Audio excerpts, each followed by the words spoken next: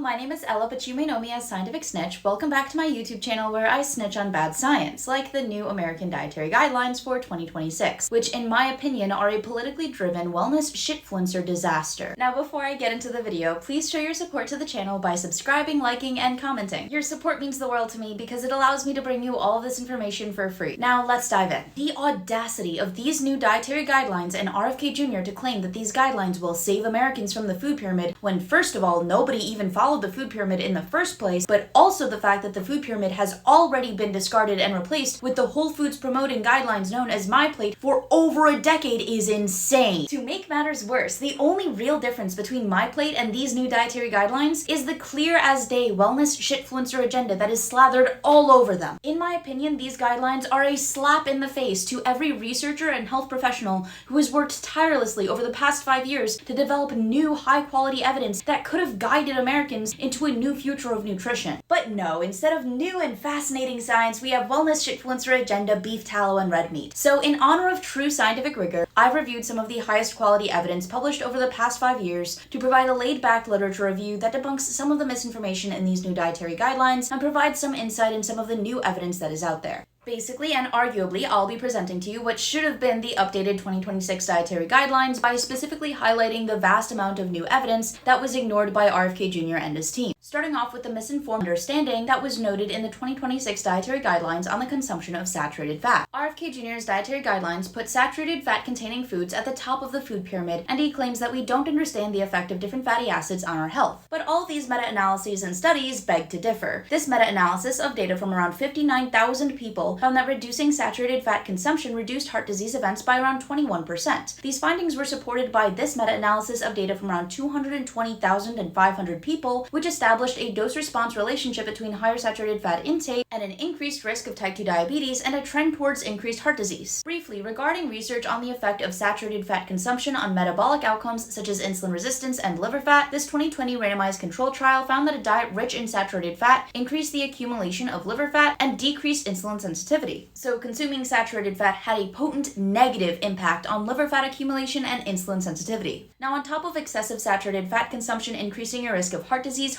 events, and negative metabolic outcomes, based on this analysis on data from over 500,000 people, for each tablespoon of butter which contains a high amount of saturated fat, the risk of death by heart disease increases by 8%. That finding from 2021 can be corroborated by this 2025 prospective cohort, which found an elevated risk of death among those consuming butter and a reduced risk of mortality when butter was replaced with plant-based oils. All of this is even further supported by this associational meta-analysis on data from over 1 million people, which found that the consumption of saturated fat increased the risk of all-cause and heart disease-related death. Oh, and I can't forget about this very recent meta-analysis from November of 2025, which found that the replacement of animal-based foods containing a high amount of saturated fat, such as red meat, with plant-based foods significantly reduced heart disease risk factors. Overall, after reviewing the scientific foundation for these new dietary guidelines on the topic of saturated fat, I've determined that these new dietary guidelines are missing 5 meta-analyses, 1 giant prospective analysis of over 500,000 people, and a very well-conducted randomized control trial. Moving on, let's talk about what dietary guidelines would actually actively reduce heart disease risk and death. According to this network meta-analysis, which compared 7 popular structured dietary programs, a low-fat or Mediterranean diet appears to have the most potent positive impact on heart disease risk and death. These findings are corroborated by the recent publications reporting on the analysis and results of the 7-year CardioPrev randomized control trial, as well as similar studies such as this one, which all found beneficial effects of low-fat and Mediterranean diets on heart disease and type 2 diabetes risk. So based on all of this data, having a plant-heavy diet seems to be ideal, especially for heart and metabolic diseases. Now, healthy plant-based foods tend to be laden with low saturated fat seeds, fruit, and plant-based oils. According to these 2 recent meta-analyses, which are also conveniently missing from the scientific foundation of the new dietary guidelines, plant-based oils containing lower saturated fat are consistently linked with a lower risk of heart disease. In contrast, plant-based oils with a high saturated fat content, like coconut oil, tend to be linked with worse heart disease risk factors. Now, the plant-based oils with low saturated fat content also tend to contain a high amount of omega-6 fatty acids, which, although they have been demonized by the wellness industry and this administration through the attack on seed oils, according to this 2025 meta-analysis, which is also conveniently missing from the scientific foundation of the new dietary guidelines, higher omega-6 fatty acid intake and circulation was associated with a lower risk of heart disease, a lower risk of cancer, and a lower risk of death from both of these chronic diseases. In line with these findings, this meta-analysis of randomized control trials found that the consumption of canola oil, a plant-based seed oil, also lowers BMI and waist-to-hip ratio, thereby reducing your risk of metabolic diseases. We've been talking a lot about heart disease and heart disease risk, as heart disease is the leading medical cause of death in America. However, cancer is the second leading medical cause of death in America, so let's talk about cancer. Moving on to dietary variables that affect cancer risk, recent work published from the NIH AARP Diet and Health Study found that every additional 50 grams per 1,000 calories of red meat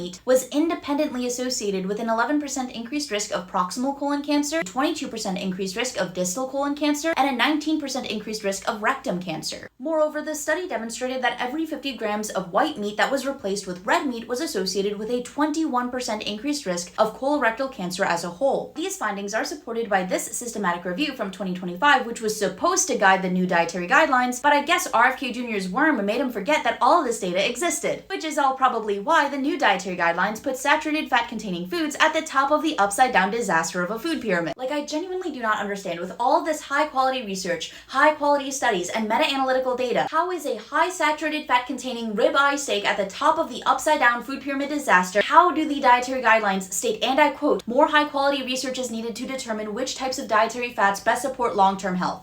We know and have known for the past 5 years that diets containing a high amount of saturated fat do not support long-term health. And we've also known that this ribeye steak is definitely not supporting your long-term health. But apparently all of this evidence is not enough evidence. Anyways, on the topic of the leading medical causes of death in the United States, and to counteract some of the misinformation surrounding artificial sweeteners in the dietary guidelines, the new dietary guidelines claim that there is no safe consumption of artificial sweeteners, and the scientific foundation backs this up with this correlation. However, it is likely that this study just found a correlation and not a causation, as this 2022 meta-analysis and systematic review found that artificial sweetener consumption was associated with small improvements in body weight and cardiometabolic risk factors without evidence of harm, and the individuals who most consume artificial sweeteners are already at a higher risk for cardiometabolic diseases due to being diagnosed with obesity. Regarding cancer risk in artificial sweeteners, this systematic review and this meta-analysis from 2025 both support the claim that artificial sweeteners are not associated with an increased risk of cancer, and based on this two-sample Mendelian randomization analysis, artificial sweeteners were associated with a potential causal protective effect for 5 different types of cancer. Now, yes, although this same study did find that artificial sweetener consumption was a potential causal factor for 4 types of cancer, given the absolute wealth of data showing that artificial sweeteners do not cause cancer and have a neutral to positive effect on cancer risk, I'd put my money on artificial sweeteners having a protective to neutral impact on cancer risk, and the increased risks that were demonstrated in this study being more due to the high temperatures of the drinks in which these sweeteners were analyzed in, as extremely high temperature drinks have been found to damage esophageal linings, slightly increasing your risk of oral and esophageal cancer.